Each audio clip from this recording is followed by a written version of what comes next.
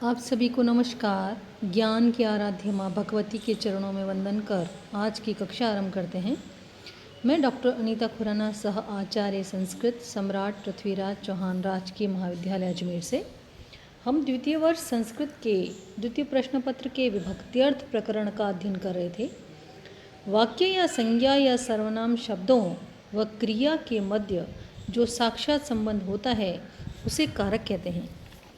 किसी भी वाक्य में क्रिया के संपादन के लिए 6 प्रकार के संबंध स्थापित हो सकते हैं और संस्कृत में वे ही 6 कारक होते हैं। क्रिया का करने वाला कर्ता, क्रिया का कर्म कर्म, जिसकी सहायता से क्रिया का संपादन हो संप्रदान, जिससे क्रिया निकले या दूर हो अपादान, क्रिया जिस स्थान पर हो अधिकरण। इन कारकों और संख्या वचन का बोध कराती हैं, उसे विभक्ति कहते हैं।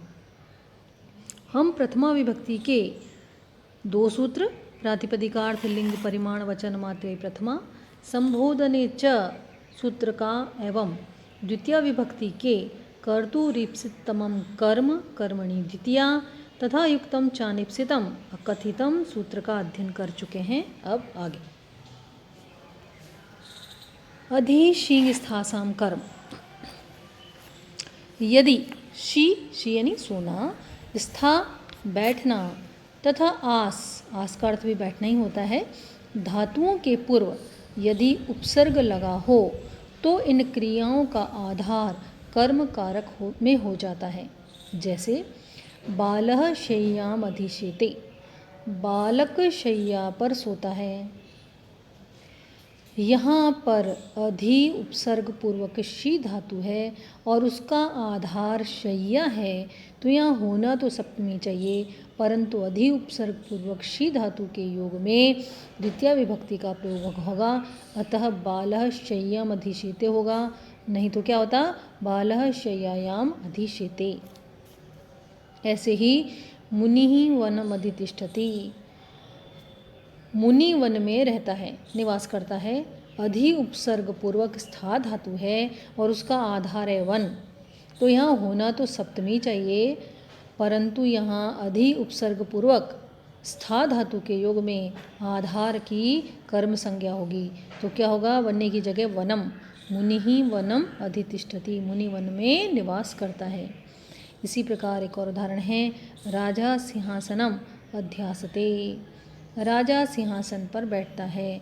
अधि उपसर्ग पूर्वक आस धातु है, उसका आधार है सिंहासन, सिंहासन में सप्तमी विभक्ति होनी चाहिए आधाराधिकरणम से, परंतु यहाँ पर अधि उपसर्ग पूर्वक आस धातु है, इसलिए आधार की कर्म संज्ञा होगी। राजा सिंहासनम अध्यास्ते। एक और उदाहरण है जिसमें तीनों ही जो धातुएं हैं वो हमें देखने को मिल जाती हैं। हरिः वैकुंठम अधिशेते, अधितिष्ठति, अध्यास्ते वा। अधि उपसर्ग पूर्वक शी धातु, अधि उपसर्ग पूर्वक स्था धातु, अधि उपसर्ग पूर्वक आस धातु, इनका आधार क्या है वैकुंठ, तो यहाँ होना तो सप्तमी चाहिए, परंतु जो हमारा सूत्र है उस सूत्र के अनुसार यहाँ पर वैकुंठ की क्या होगी कर्म संज्ञा होगी। और इस प्रकार हरिः वैकुंठम अधिशेते, अधितिष्ठति, अध्यास्ते वा। इन उदाहरणों में ही यदि धातु से पूर्व अधि उपसर्ग न होता तो क्रिया का आधार अधिकरण संज्ञक होगा और उसमें सप्तमी विभक्ति लगेगी। आगे देखिए, अभिनिविशश्च, यदि विष धातु से पूर्व अभि एवं नी दोनों उपसर्ग एक साथ आवें तो विष धातु के आधार में कर्मकारक होगा। जैसे सह सन्मार्गम अभिनिविशते, वह सन्मार्ग की ओर उन्मुख होता है।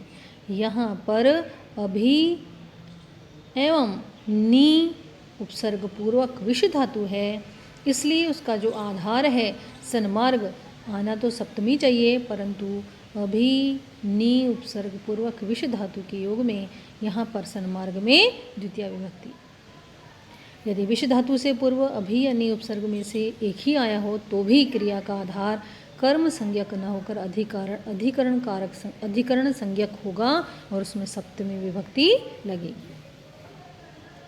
आगे देखिए, उपान वध्यांग वसः, यदि वस धातु से पूर्व उप, अनु, अधि या आ में से कोई उपसर्ग लगा हो तो वस धातु के आधार में कर्म कारक होता है।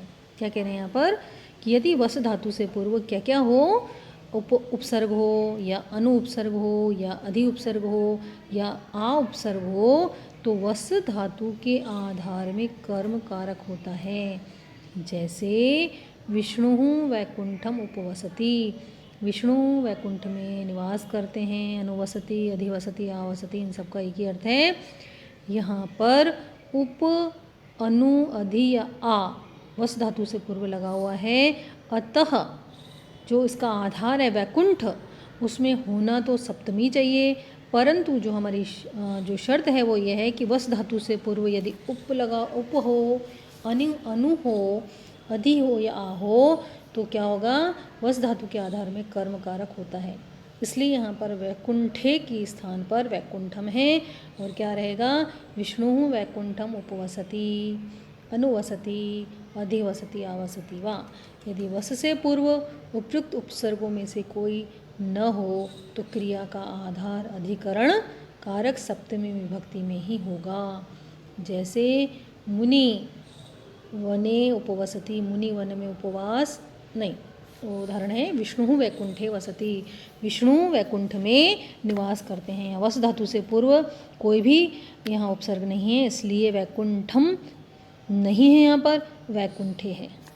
अगला जो उदाहरण है वो है, अगला जो सूत्र है वो है वार्तिक सूत्र है, अभुक्त्यर्थस्य न।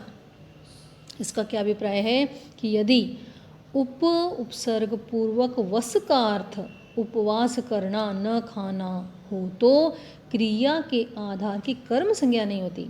यदि उपसर्ग पूर्वक वस धातु का अर्थ रहना होता तो कर्म संज्ञा होती, परंतु यहाँ उपसर्ग पूर्वक वस का अर्थ उपवास करना, न खाना हो तो क्रिया के आधार की कर्म संज्ञा नहीं होती, अधिकरण ही रहता है। उदाहरण, मुनि ही वने उपवसति, मुनि वन में उपवास करता है। मुनि वन में रहता नहीं है यहाँ पर, यहाँ मुनि वन में उपवास करता है, यानी कोई किसी भी प्रकार का कोई खाद्य पदार्थ नहीं खाता है। उपवास में भोजन नहीं किया जाता, फलाहार ही लेते हैं, अगर जो लेते हैं तो, अन्यथा उपवास में किसी भी प्रकार का भोज्य पदार्थ नहीं ग्रहण किया जाता है। मुनि ही वने उपवसति, यदि मुनि वन में उपवास करता है, व्रत करता है तो यहाँ पर जो आधार है उसकी यहाँ कर्म संज्ञा नहीं होती और यहाँ पर अधिकरण ही रहता है। आज के लिए इतना ही, कल हम पुनः कक्षा को नियमित करेंगे, तब तक के लिए नमस्कार।